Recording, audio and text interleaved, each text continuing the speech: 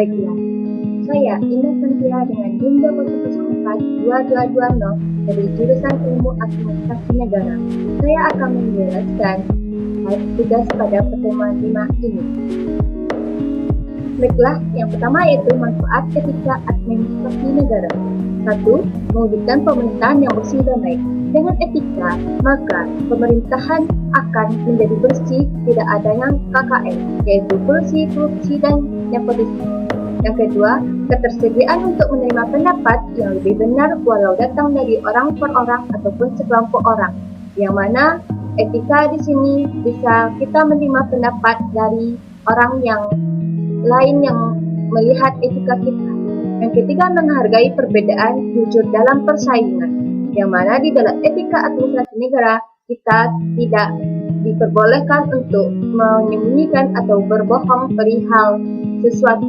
Maka di sini akan menghargai perbedaan dalam kejujuran. Yang keempat, menumbuhkan suasana politik yang demokratis yang bercirikan keterbukaan, rasa tanggung jawab atau tanggap aspirasi rakyat. Yang mana etika di sini kita menanggap tanggapan terhadap aspirasi rakyat. Yang kelima yaitu menjunjung tinggi hak asasi manusia. Yang mana hak asasi manusia di Indonesia sangat dijunjung tinggi. Selanjutnya yaitu manfaat tersebut. Yang keenam yaitu dapat membantu suatu pendirian dalam beragam pandangan dan moral. Yang ketujuh yaitu dapat membantu membedakan mana yang tidak baik boleh dirubah dan mana yang boleh dirubah. Di dalam etika administrasi negara, kita tidak boleh merubah sesuatu berdasarkan pemikiran kita, tetapi harus berdasarkan etika yang baik dan benar. Yang kedelapan yaitu dapat membantu seseorang mampu menentukan pendapat.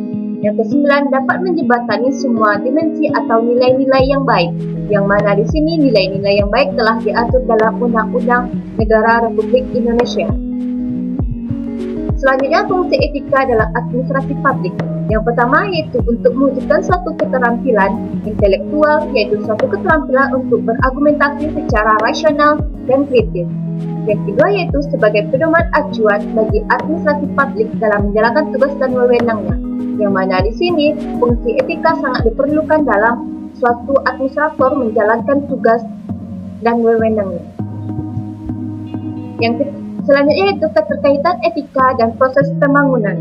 Yang pertama yaitu etika dan nilai-nilai moral harus diletakkan bersama-sama dengan pembangunan ekonomi, sosial, politik, dan budaya untuk memecahkan persoalan pembangunan. Yang mana di sini pembangunan tidak hanya dalam hal ekonomi, tetapi juga sosial, politik, budaya, hukum, dan lain-lainnya. Yang kedua yaitu etika dan nilai-nilai harus menjadi pertanyaan dalam teori, perencanaan dan praktek pembangunan. Dalam artian perencanaan pembangunan harus mempertimbangkan nilai-nilai kemanusiaan sesuai dengan yang sebelumnya yaitu hak asasi manusia, yang mana sesuai dengan nilai-nilai kemanusiaan, maka pembangunan harus sesuai dengan etika. Yang ketiga yaitu pembangunan akan kehilangan makna jika mengorbankan manusia, yaitu pembangunan yang tidak baik. Selanjutnya yaitu yang keempat, untuk memastikan proses pembangunan berjalan baik, diperlukan etika dalam setiap tahapan pembangunan agar tidak adanya kesimpangan atau kesimpangan yang terjadi pada proses pembangunan tersebut.